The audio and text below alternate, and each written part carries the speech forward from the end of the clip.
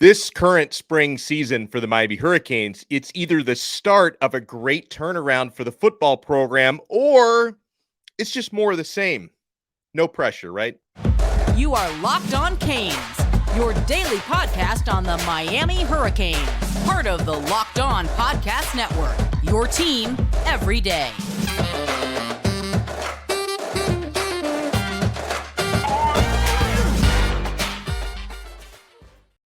I am Alex Donno, your host. I'm a University of Miami alumnus, longtime South Florida sports radio vet, and contributor for allhurricanes.com. And thank you so much for making Locked On Canes your first listen today.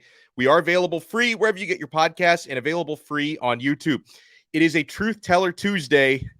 That's why Bruce Warner is here. And Bruce, I'm always excited when you come on, but I'm especially excited this time around because you just got a chance to watch the team in person over the weekend for the first time in this spring session, and nobody is going to lay it out on Front Street like Bruce will. So did you come away, before we get into some specifics, did you come out of Saturday's practice feeling overall positive? Were you a little bit concerned about the team? How did you come away from that session? Overheated. It was very hot on Saturday. It was hot out there, and it was hot out there anyway. But look, yeah, I was there with a lot of the former players.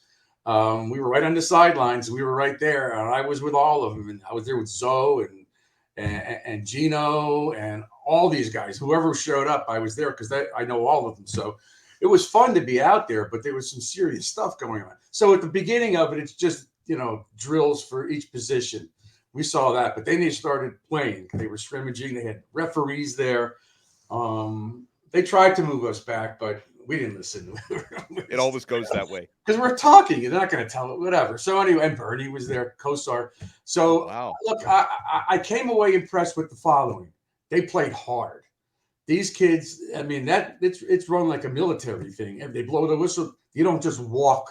You got to go. And these guys are running and going and doing. So they're in shape. I saw that. I saw a lot of things that made me very happy. The offensive line is massive.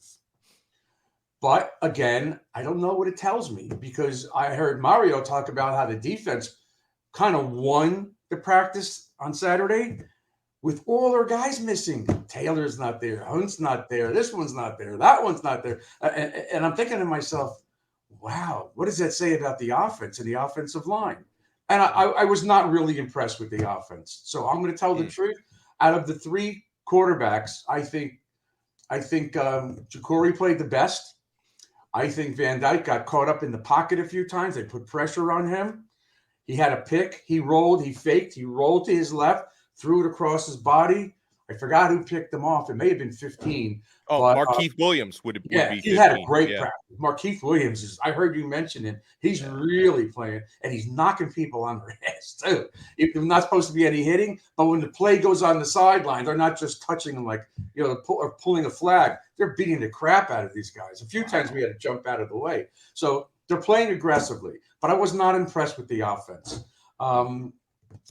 I thought that Skinner looked good. He's still thin, but you can tell he's stronger. He gained muscle mass. He looks good. He's not dropping balls. He's catching everything with his fingers, with his hands. So Skinner looked good. You didn't mention him, but he looks really good now because there's no Arroyo and a lot of these other guys are just not there. Right.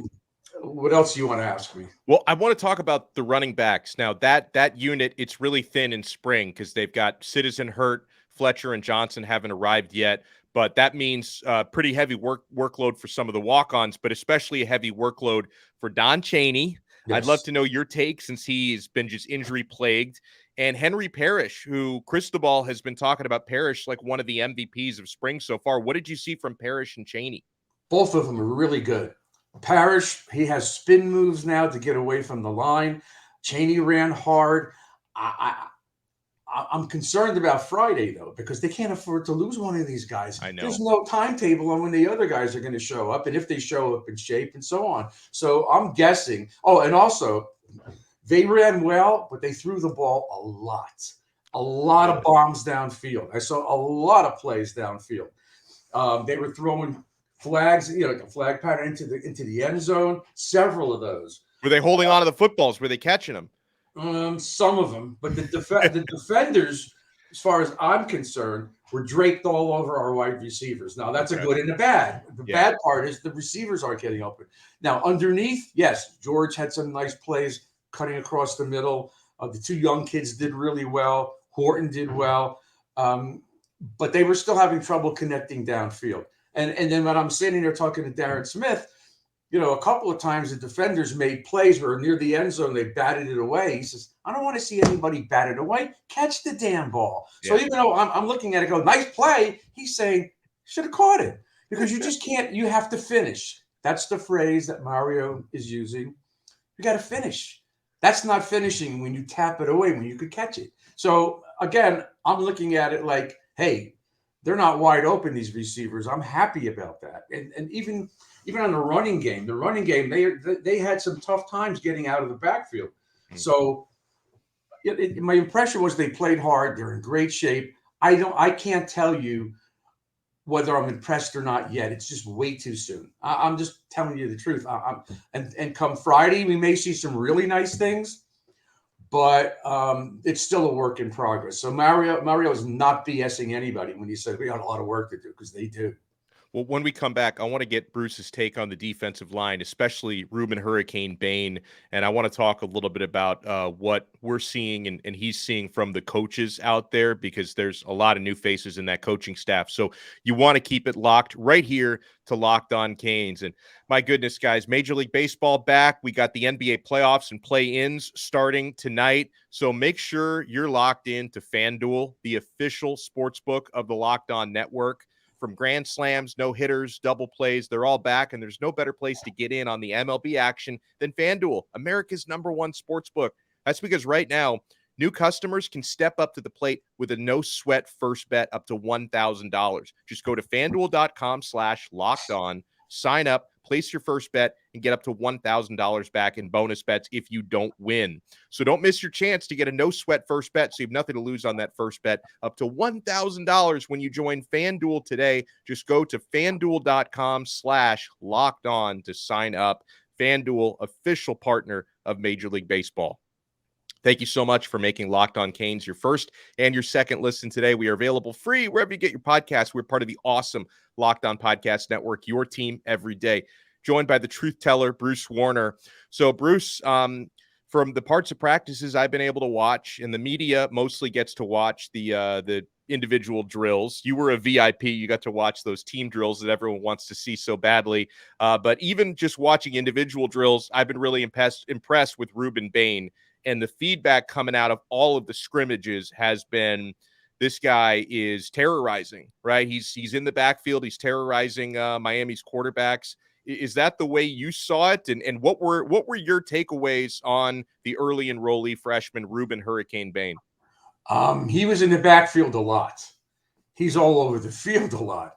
He's causing the offensive line to find somebody else to help double team him, because otherwise, and I looked at him and I go, wow, he's not tall at all. He says he's 6'2", maybe, but he's about 6 foot, 6'1", something like that. He's thick. He's thick everywhere. Yeah. And so one time I saw him get caught in the traffic, and I think it was Malgo, and knocked him on his ass. I mean, he went flying. but that's a good thing, because you want right, exactly. You want both of them to win some battles out there, yeah. Right, but he's all over the place. He's definitely going to play. He really is aggressive. He's aggressive, and he's violent aggressive, which is good, because I haven't seen that much. So, these other guys who are out there that are somewhat on the fence, like Harrison Hunt, he better show up with bad intentions, because this kid's coming to take his job. And I don't think he's going to start, but he will play. For sure he'll play. So who else? Well, what about, you mentioned on the offensive line, Francis Mauigoa, like you saw him, we think it was him knocking Bain on his butt. Anything else you see from him and from the O-line in general? Because there's a lot of new faces there, like Matt Lee at center, Javion Cohen at left guard, Jalen Rivers working at left tackle, at right guard. We got Inez Cooper out there. That's been the starting unit. What were your impressions on the big uglies? Well, again, it's a work in progress. I watched them in their individual drills. I watched them go against the D-line before they started that scrimmage action. They're better. They're bigger. They're stronger. I mean, Lee and Cohen are just dominant inside. But I don't know if Rivers is going to start at the left tackle spot. I don't know. You got to guess he probably will, because I just don't see Zion Nelson coming back to play. But he's got 5 more months. Yeah. The right side, a little different. It's not as good. But again, it's a work in progress. So no matter what they do now, Alex, it's better than they were last year. And they just have to keep it going and keep working and working. So they're working as a unit instead of 5 names standing there and just blocking. And that's what they keep preaching, because after every play, they stop them and they tell them what they're doing right, what they're doing wrong, because they're teaching. I saw a lot of teaching from every coach out there, every one of them out there. I mean, DeMarcus Van Dyke, he's running around with these kids, and he's not really the cornerback coach, but he's there. I was with Roland a lot, Roland Smith. He's more like in the organizational part of it rather than on the field, but he's there too. So, and I know there was a lot of enthusiasm. Every time someone made a catch, the offense was running around screaming. A defender made a nice play. These guys are jumping up and down. The attitude and the mindset of the way it used to be, having fun playing, is clearly back. Good. They're not walking around like they're sulking, and they're not. It's not a country club either, because those whistles blow and these guys get corrected, but they're not screaming. I did not hear a lot of coaches yelling and screaming. I saw a lot of correcting. Come over here, do this, do that, whatever. You got to look for this. One of the things we talked about all last year, I did when I was doing the show with Lamar Thomas, they can't seal the edge. You got to seal the edge, and they're working hard on that. And I saw a pursuit, and I saw 5 and 6 guys going to the ball when there was a toss sweep or there was a run to the outside. It's not like it was. These guys are gang tackling and they're punishing people. But again, it's very early. But at least what I see and what they said they were going to do, they're working on. And I'm happy with that. So, okay, this is a question I've been dying to ask you, because you're so close with so many of the former players, and you were around for the alumni weekend, and then you were watching practice with so many Hurricanes football alumni, like you mentioned, Darren Smith, who's a dear friend of mine in this show as well. When you're chatting with these guys on the sideline and you're catching up with all these Canes football alumni over the weekend, how do they feel about everything that's going on, Bruce? Like, do these guys have strong opinions about the talent coming in, about the coaches? A lot of these guys obviously know Mario from way back. I mean, are they buying into what's happening down there? Well, they're kind of like me. Listen, I don't just talk to them Saturday. I talk to them all the time. A lot of these guys. So, but yeah, they are. They're very excited about it. But everybody seems to have the same wait and see approach. We'll see. Yeah, we'll see. And that's the only attitude you have to have, is we'll have to see, because to sit there and say we're going to kick ass this year is just words. It's just words. There's a lot of upside. I told you, I thought the offense has a really high ceiling, but Young has to be healthy. Restrepo has to stay healthy, because he's the go-to guy when TVD gets in trouble. It's him. He doesn't have a relationship with Arroyo yet, and Arroyo's not there now. So that's a tough one, to count on him. But Skinner looks really good. I told you 2 weeks ago, look out for Jacolby George. Well, he's doing really well. And I said that. And then you mentioned Isaiah Horton, and he's doing really well. So you got 5 guys there. I don't see much in terms of Latson. I just don't know. He may get in here and there, but that's kind of it. And the 2 young kids did get in there. But you know what? I think they were looking for them to go deep, and I think our DBs were like cheating and giving them the short stuff, because they kept on trying to throw bombs. Now, one time they did throw a bomb, and I forgot who it was. I'm not sure if it was Ray or Washington. It was open by like 3 steps, but they overthrew him. So you can't. I forgot who that was. It may have been Williams, but they're trying and they're working at it. And that's the only way you could accomplish it. And that's why these receivers like the offense and the backs like the offense, because there's more movement. Everybody gets involved, and it's not the same over and over predictable offense. So they're excited about it, but they're just not on the same page yet. Now, you mentioned earlier that there's a lot of guys who are missing on the defensive line, a lot of guys who are missing spring for minor injuries here and there. We talked about Leonard Taylor on a recent episode here, and that he should be fine by May, which means off-season fall camp. He's just missing the spring. Jared Harrison Hunt. has been out. You mentioned Miami's been relying a lot on the transfers, Thomas Gore and Branson Dean. How much did you get? Lichtenstein is in there a lot too. Oh yeah. He recently came. He missed the first couple weeks, and he recently came in to the spring as well. So what did you see from those guys? Because they're these guys are playing in the interior. They are a little bit undersized. So what were your impressions? Well, I did see a lot. Look, they must have been doing their job because a lot of the inside runs got turned to the outside. Good. So they are doing something up front. Now, I don't know whether that's because the offensive line is still not cohesive in the center and the two guards. But, I think they realize what they're trying to do. So they're kind of cheating. They're cheating, stopping the run. And so it's and everybody's trying to implement their system. Guidry's trying to implement his. Dawson's trying to implement it. But those guys are all over these kids. You know who was really impressive was number 7, Devontae Brown, the UCF kid. Yes. He's got some length on him. He's got long arms. Yeah. He's tough. I like him. He's very aggressive. And the kid from where is he from? Indiana? Iowa? Iowa? Yeah, he's good too. I'm glad you brought that up. Terry Roberts is who you're talking about. I didn't have a roster sheet.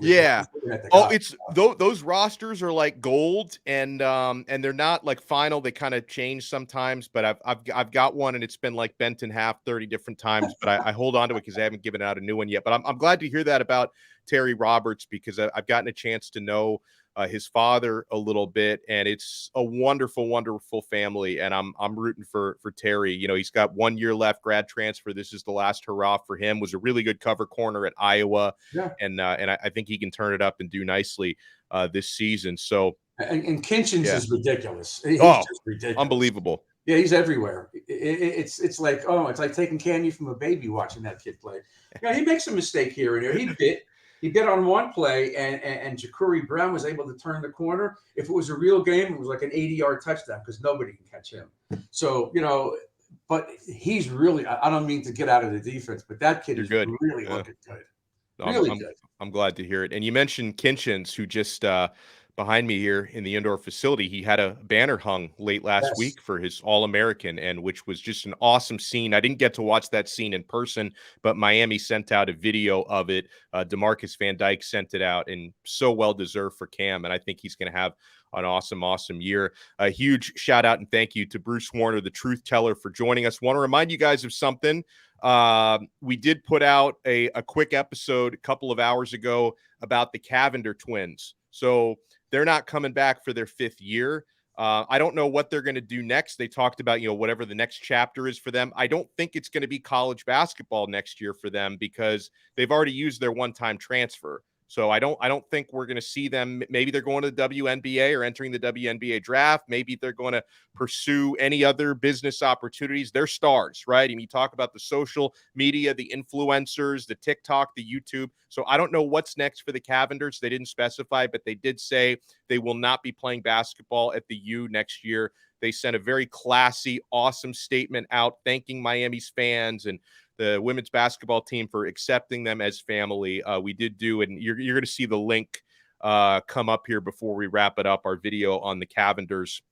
And so, the face of men's and women's basketball going to be a little bit different next year, Bruce. Hopefully Miami can repeat on those Elite 8 and Final 4 runs next year. Well, I got a couple of people who you could ask these questions of, not just me, as I told you. Yeah. So I talked to Donnie Solinger, and he's going to come in. He'll talk about running backs and things like that. I love Solinger. I love him. Gino's coming on the show. Gino likes you. He thinks he says, "Why doesn't he call me? I like him." I said, "I'll bring you on. You'll come on as my guest." And I got Bobby Harden too. He used to play. Safety, and he's good. He's just a good guy, and I've got a lot of other guys that I'll bring on if you want them to. But to answer some of these questions, we can go right to the sources. Yeah, and then the recruiting stuff. I know everybody keeps. I made a comment someplace else about recruiting and about those wide receivers going to Ohio State, and somebody said something like, "How do you know? What do you know about it?" Well, I told you I got it from the source. So. Yeah. I don't care what anybody says. I know I'm right. And that Trader kid is between Miami and Florida.